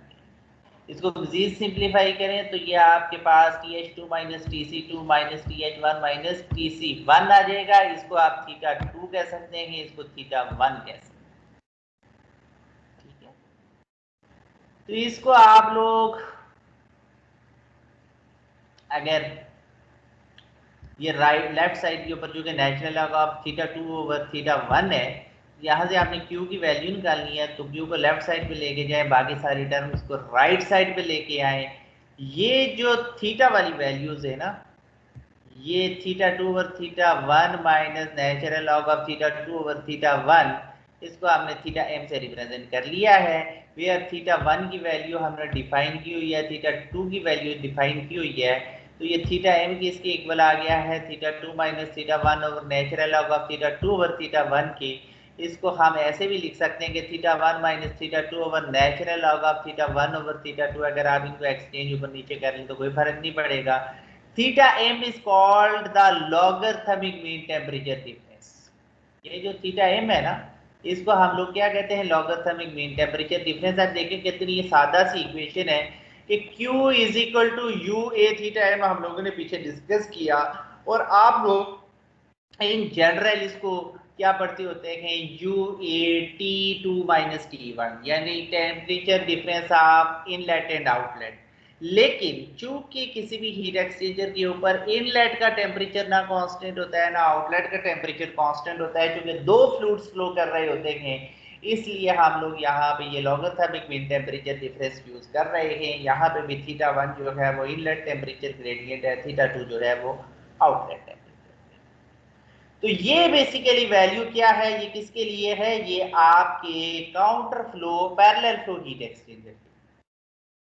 और आप लोगों ने लॉगरिथमिक मीन टेम्परेचर डिफरेंस है उसकी एलएमटीडी की वैल्यू फाइंड करनी।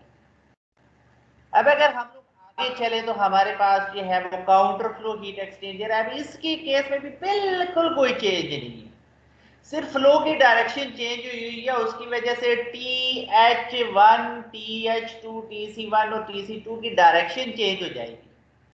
जहां पे पहले TH1 माइनस TH2 लिखा हुआ था वहां पे TH2 माइनस TH1 लिखेंगे। जहां पे पहले TC1 माइनस TC2 लिखा हुआ था वहां पे TC2 माइनस TC1 लिखेंगे, बाकी कोई फर्क नहीं। अगेन मैं आप लोगों को 5 मिनट्स दे रहा हूं, मेरे पास 11:03 हुए हैं, 11:08 के ऊपर मैं आपकी ये फिगर्स चेक करूंगा, आप लोग 11:08 के ऊपर पोस्ट करेंगे।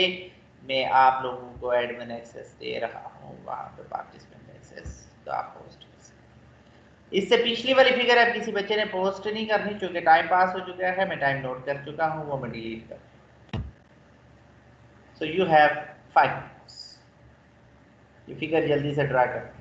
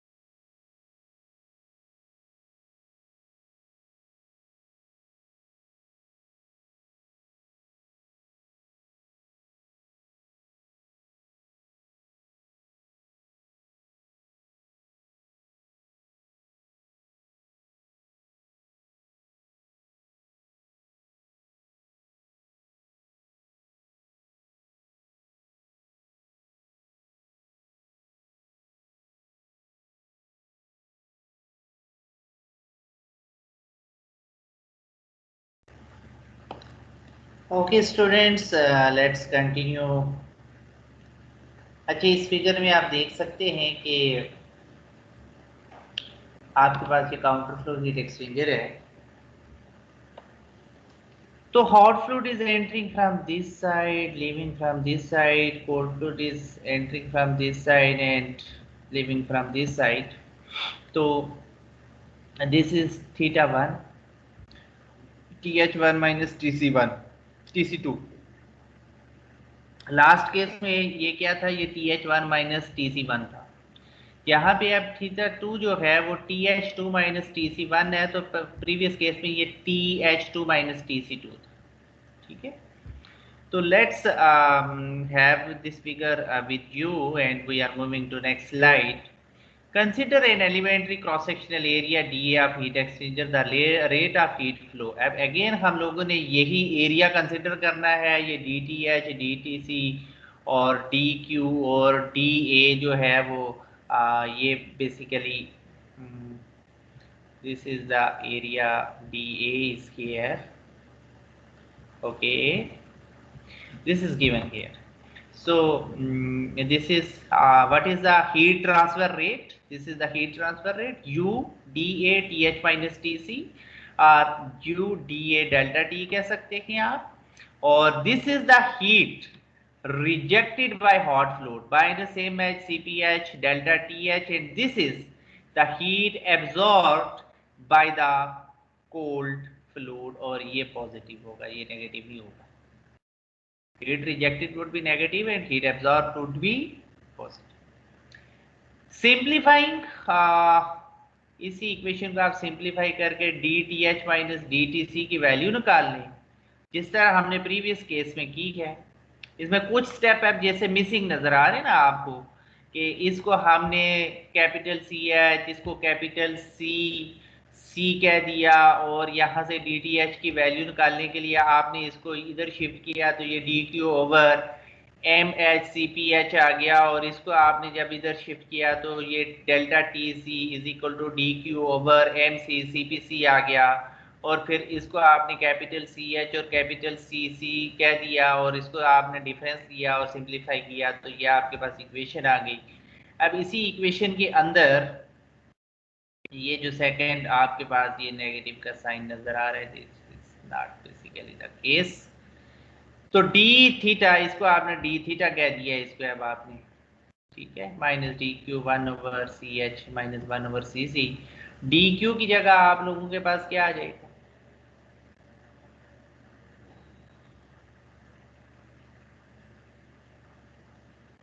यू डी ए। अब ये बेसिकली ये क्या है, इसको आपने थीटा कहा हुआ है ना, जरा गौर कीजिएगा, यहाँ पे स्टेप शॉर्ट कर दिया। तो इसके साथ थीटा भी आ गया था ना, थीटा, तो उस थीटा का हमने यहाँ पे शिफ्ट कर दिया। Okay, theta is equal to T H minus T C. तो इसके आप स्टेप सारे जो है ना प्रीवियस केस की तरह आपने सारे करने। तो इसको सिंप्लीफाई अगर आगे कर दिया, अब इसको क्या किया है, सिंप्लीफाई किया, इसको इंटीग्रेट किया फ्रॉम 1 से 2, और इसको इंटीग्रेट किया एरिया को 0 से a। तो आपके पास ये natural log of theta 2 over theta 1 is equal to minus U A 1 over C H minus 1 over C C. तो क्यू किसके इक्वल है, ये अगेन इसी इक्वेशन से अगर आप निकालें तो इसको capital C H TH1 minus TH2, और इसको आप capital C C T C1 minus TC2 आ जाए। ठीक, यहाँ से 1 ओवर CH की वैल्यू निकाल लें, वहाँ से 1 ओवर CC की वैल्यू निकाल लें, और इन दोनों वैल्यूज को इस इक्वेशन में पुट कर लें 1 ओवर CH और 1 ओवर CC की जगह पे। तो ये आपके पास इक्वेशन आ गई है, इसको आप मज़ीद सिंप्लीफाई करेंगे तो ये आपके पास थीटा 1 थीटा 2 आ गया। इसमें आपके पास चूंकि ये इक्वेशन है, तो Q की वैल्यू आपने निकालनी है, तो Q is equal to U A theta 2 minus theta 1। ठीक है, यहाँ पे थीटा 1 और थीटा 2 की वैल्यूज डिफाइन है। ठीक है, ये माइनस को अंदर मल्टीप्लाई किया है तो ये θ2 माइनस θ1 होगी।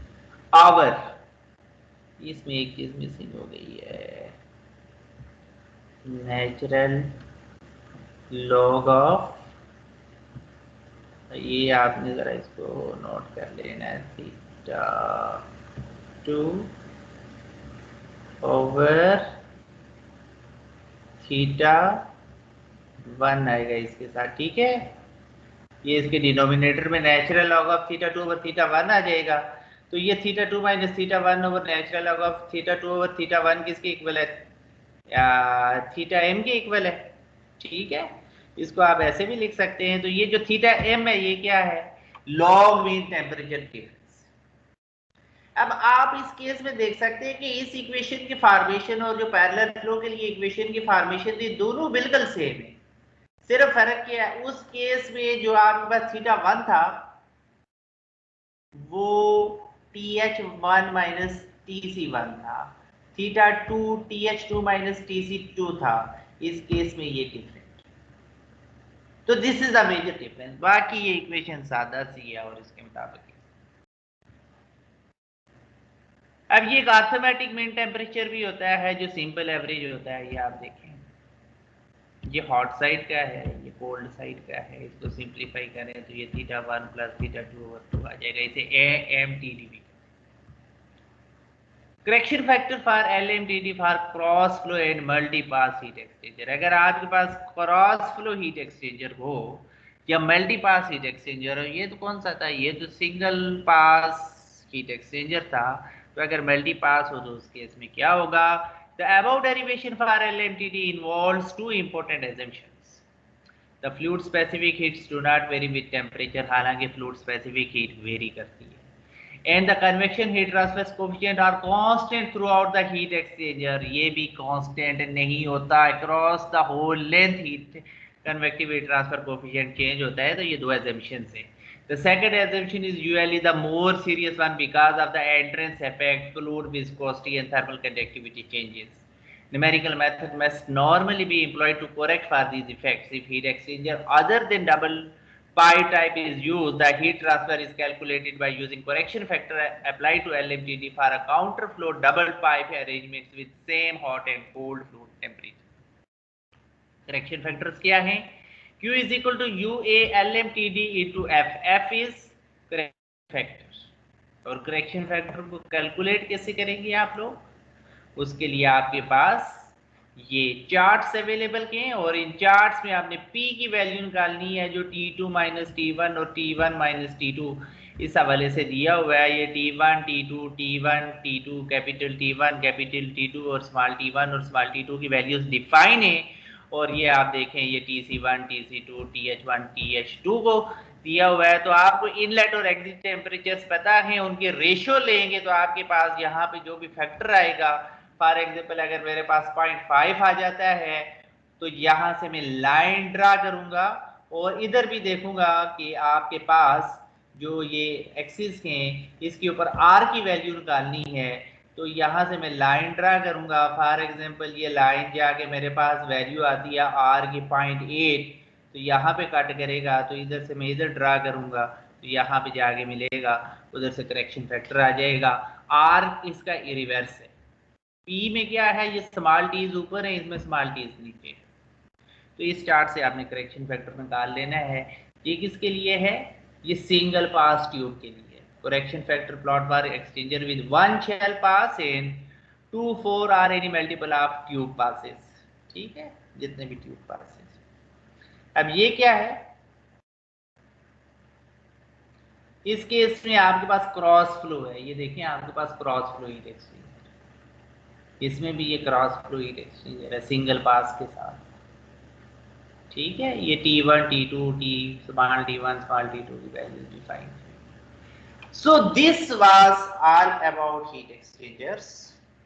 ठीक है, तो अब तक के लिए इतना ही काफी है। ठीक है, so thank you so much. Let me download your attendance. तो उसके बाद जो है मैं आपको ब्रेक दे।